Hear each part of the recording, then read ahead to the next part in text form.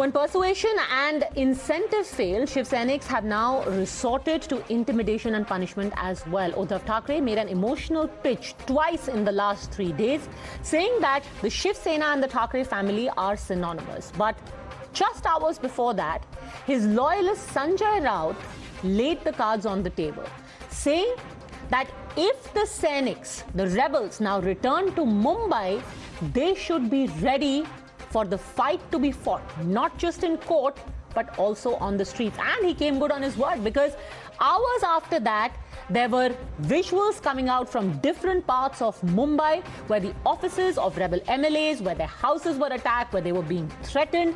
The question now is this okay in a democracy? Can a political fight be fought through this open intimidation?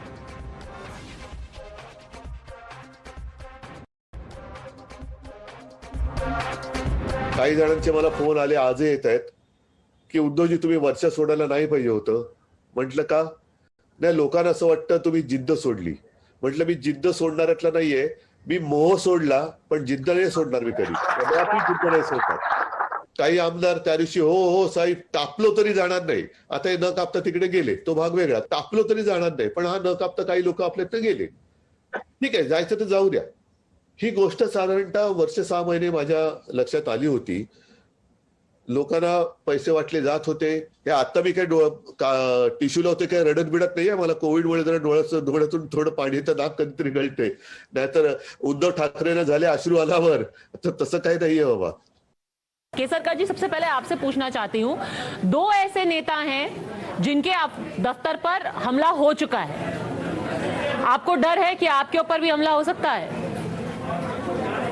इससे डरने वाला मैं कार्यकर्ता नहीं हूँ. महाराष्ट्र के सीएम उद्धव साहब हैं, तो उनकी एक कॉन्स्टिट्यूशनल रिस्पॉन्सिबिलिटी है कि वो शांतता बनाए रखे और लॉ ऑर्डर का पालन महाराष्ट्र में हो, ये इनकी जिम्मेदारी है. अगर उनकी पार्टी के प्रवक्ता रास्ते पे उतरने की बात करते हैं, वायलेंस की बात करते हैं, तो उनको उन पे एक्शन लेना पड़ेगा, चाहे उनके कितने भी करीबी हो. लेकिन एक सीएम होने की हैसियत से ये उनका कर्तव्य है कि उन पे एक्शन ले, क्योंकि Sharad Pawar ji floor of the house पे डिसीजन लेने की बात कर रहे हैं और ये रास्ते पे उतर के लोगों को धमकियां देने की बात करते हैं, वायलेंस की बात करते हैं. तो वायलेंस के लिए ये जवाबदार नहीं है क्या? ये मेरा सवाल है. कहेंगे कि ये तो सैनिकों का गुस्सा है, उनको लगता है कि आप गद्दार हैं. अगर ये गद्दार है तो ये इलेक्शन किस प्लेटफॉर्म पे लड़ा गया था? बीजेपी और सेना इकट्ठा थी ना. फिर बीजेपी को छोड़ के सेना ने कांग्रेस और एनसीपी के साथ हाथ मिलाया, तो क्या बीजेपी के लोग रास्ते पे आ गए थे?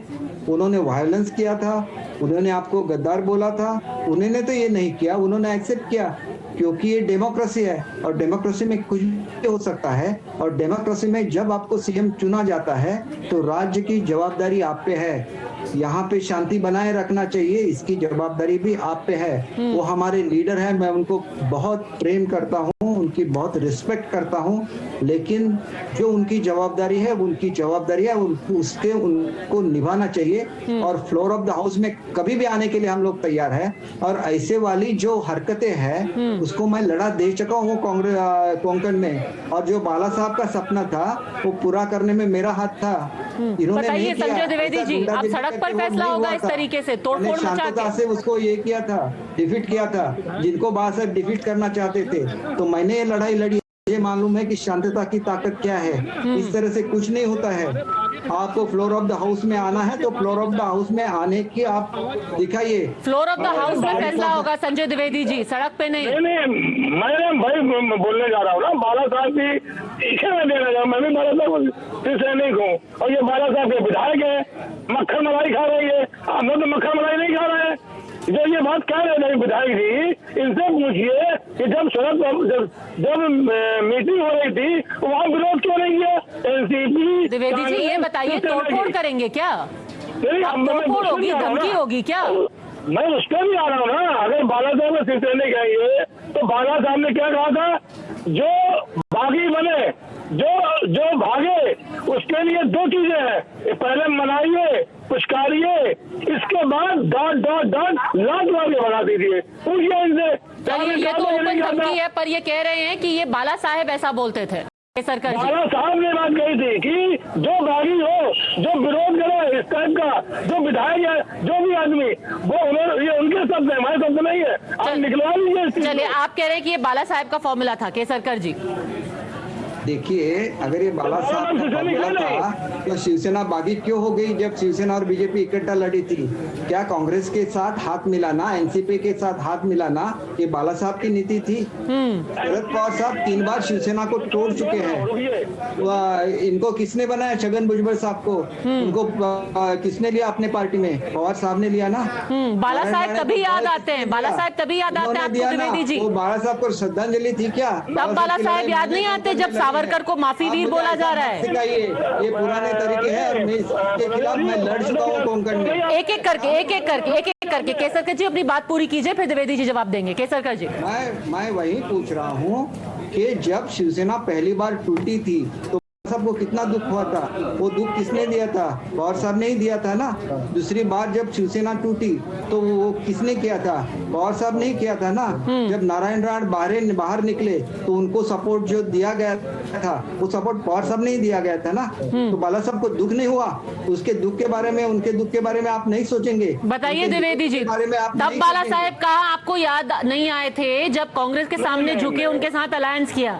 याद है ना बाला साहब ने क्या बोला था कांग्रेस के बारे में? मैं बात क्लियर कर दूं, वही बाला साहब के पुत्र माननीय उद्धव ठाकरे जी, जिन्होंने फेसबुक में कहा कि अगर एक विधायक मुझसे कह देता कि आप इस लायक नहीं है, आप नहीं बन सकते हैं, तो मैं इस्तीफा दे देता। यहाँ तक कि उन्होंने कहा कि पक्ष प्रमुख भी मैं नहीं रहूंगा अगर कोई शिवसैनिक कह दे। और यही बाला साहब की बात थी, उन्होंने एक बार बात कही थी कि अगर नहीं चाहता शिवसैनिक हमको तो मैं पक्ष प्रमुख नहीं रहूंगा। पूछ रहे हैं, उन्होंने घर वापसी तो बहुत कुछ बोला था ना बाला साहेब के जिस नाम की पार्टी में आप हैं और जिनका दम भर रहे हैं, उन्होंने ये भी बोला था कि उनको और वही पार्टी अब सावरकर को माफी वीर बोला जाता है और वो पार्टी चुप रहती है। तो वो भी पार्टी है जो कांग्रेस से जाके हाथ मिला लेती है। नहीं, सावरकर को भारत रत्न क्यों नहीं भारत रत्न बन रही है? भारत रत्न किसने रोका?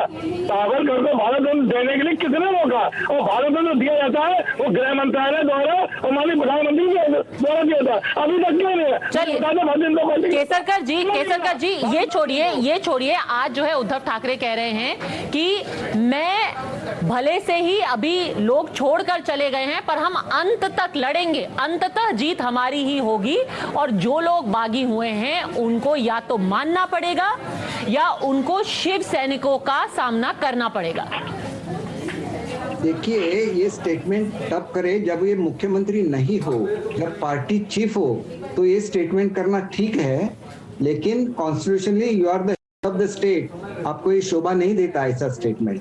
तो या तो आपको ऐसी लड़ाई लड़नी है तो आपको सिर्फ पक्ष का प्रमुख रहना चाहिए, सीएम बनना है तो सीएम का जो कॉन्स्टिट्यूशनल ड्यूटी, आप बीच में मत बोलिए सर, आप बीच में मत बोलिए, लेट मी कंप्लीट और आप बाद में बोलिए। द्विवेदी जी बाद में बोलिएगा ना, बीच में मत बोलिए, ये वर्बल वायलेंस मत कीजिए जी, अपनी बात पूरी कीजिए। देखिए, जब आप सीएम बनते हैं तो आप कॉन्स्टिट्यूशनल अथॉरिटी है, आपका जिम्मा है लॉ एंड ऑर्डर, किसी और का जिम्मा नहीं है, तो आपकी ड्यूटियां निभाइए। आपने लिया है ना ये जिम्मा। बाला साहब शिवसैनिक को बनाना चाहते हैं मुख्यमंत्री, लेकिन उद्धव साहब बने इसके लिए हमको खुशी है, लेकिन जब वो बनते हैं तो फिर वो पक्ष प्रमुख की भूमिका नहीं ले सकते as a CM. He will have to take that maintenance of the law and order of Maharashtra is his duty. Madam, this is financial capital of India. It must progress, and that progress should not be hampered by anybody. किसी का हक नहीं है ये करने का। Dwivedi ji, you should behave like Uddhav ji should behave like head of state, not like head of a party, not like a politician. मैं इसे पूछना चाहता हूँ उनसे, भारतीय जनता हमारे जो विधायक जी बैठे हुए हैं, केसर जी, ये कितने लिखे ये बताए जरा देश को। सर ये एक तो ये भाषा सही नहीं है। क्या पूछ रहे हैं मुझे समझ में नहीं है। एक तो भाषा सही नहीं है, मैं आपको दिखा देती हूँ। आज कुडलकर जी हैं, उनका ऑफिस तोड़ दिया।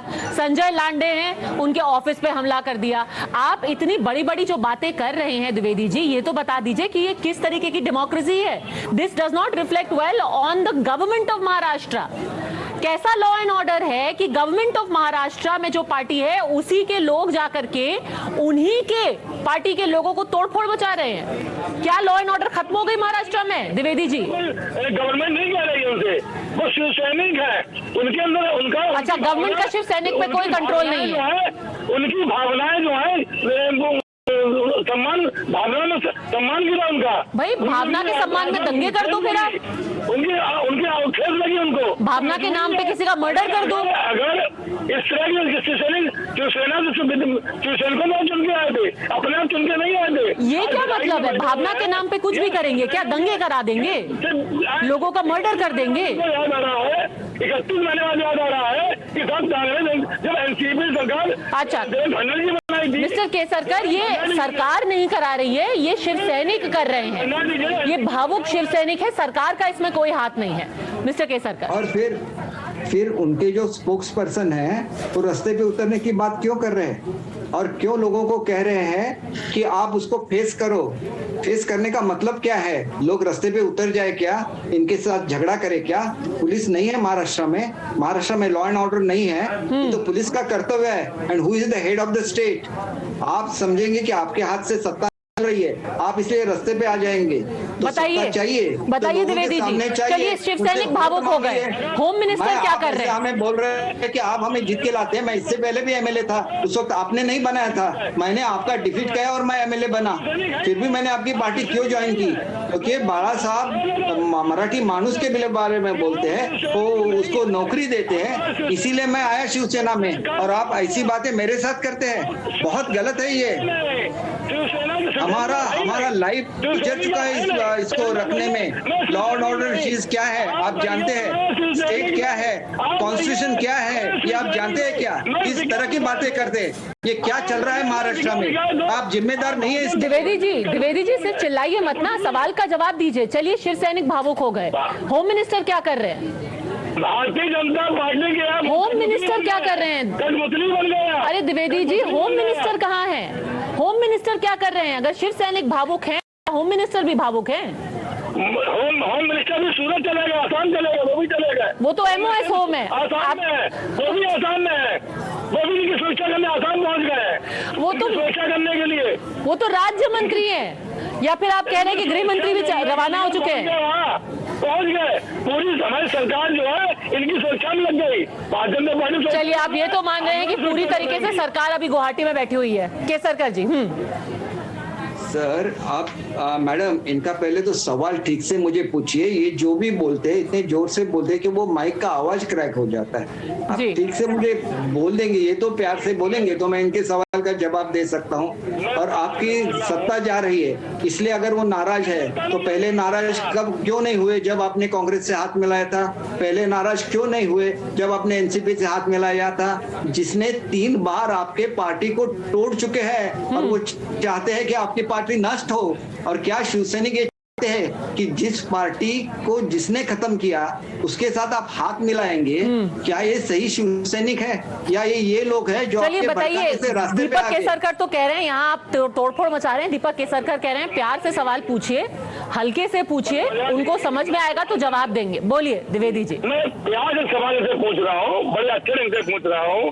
80 घंटे के लिए देवेंद्र फडणवीस जी बने थे मुख्यमंत्री, तो उन्होंने एनसीपी का समर्थन लिया था कि नहीं लिया था? तो एनसीपी समर्थन जिसने लिया उसके गोद में आप लोग खेलने चले गए। आप लोग शरद पवार जी से इतनी नाराजगी है, मैं मान लेता हूँ, उन्होंने ये पार्टी तोड़ी वो पार्टी तोड़ी, लेकिन जिस पार्टी को पूरी पार्टी को लेके आज देवेंद्र फडणवीस ने सरकार बनाई और उसी पार्टी में आप उसी पार्टी के क्यों बने हुए आप? उसका पार्टी समर्थन क्यों ले रहे? आप 50 विधायक है तो सरकार बना नहीं क्या? जब तक आपको भारतीय जनता पार्टी। आपका सवाल क्या है द्विवेदी जी? आप कंप्लेंट तो बहुत कर रहे हैं, बट आपका सवाल क्या है? सवाल ये है कि एनसीपी से जब देवेंद्र फडणवीस मुख्यमंत्री बन गए थे तो उसी पार्टी के साथ आप क्यों मिलने जा रहे हैं? एनसीपी से उन्होंने सरकार बना ली थी ना। दीपक केसरकर, देखिए बीजेपी को एनसीपी ने कभी भी नहीं तोड़ा था, लेकिन शिवसेना को 3 बार तोड़ चुके हैं, जबकि वो बाला साहब को अपना दोस्त बता रहे थे और 3 बार उन्होंने शिवसेना तोड़ी है। इसके बाद भी आपको उन पे प्रेम आ गया क्योंकि उनके सपोर्ट से आप सत्ता में है, इसलिए आप बोल सकते हैं। लेकिन शिवसैनिकों को क्या हो गया? वो बाला साहब को भूल गए क्या? वो भूल गए कि बाला साहब की पार्टी इन्होंने तोड़ी थी। जब छगन भुजबल साहब भाषण दे रहे थे तो बाला साहब को किस नाम से पुकार रहे थे? आप भूल गए क्या? और वही उस एनसीपी में है ना, आप भूल गए क्या? वो बात नहीं आपको अखरी, वो बात नहीं अखरी जब उनके साथ हाथ मिला लिया, एनसीपी के साथ हाथ मिला लिया शिवसेना ने, अब अगर कुछ लोग जाकर के अलग हुए हैं, ये बात क्यों इतनी अखर रही है? संजय यही तो मैं यही तो सवाल पूछ रहा हूँ विधायक जी से। एनसीपी का जिसने शिवसेना तोड़ा तो उसके साथ मिलकर देश भर में सरकार बने 80 घंटे की, तो वो उन्होंने भी तो गलत किया। उन्होंने सरकार क्यों बनाई थी? अगर उनकी न टूटती तो एनसीपी और बीजेपी सरकार चल रही होती है। चलिए, आप इसमें उसके साथ क्यों सरकार बनाई, वो उनके साथ क्यों चले गए? आप किसी के साथ भी चले जाए तो कोई प्रॉब्लम नहीं है, पर सवाल फिर भी यही रहता है संजय द्विवेदी जी, चाहे जो हो जाए, आप भले से डिस्क्वालीफाई कर दीजिए एमएलएज को, उनके ऊपर केस कर दीजिए, उनके ऊपर पुलिस की कंप्लेंट कर दीजिए, पर तोड़ फोड़ करना ये किसी भी सभ्य डेमोक्रेसी में अलाउड ना हो सकता है, and it goes against the very law and order of the state. इसका जवाब भी देना चाहिए। For the time being, thank you very much both mister Kesarkar and mister Dwivedi for having joined me.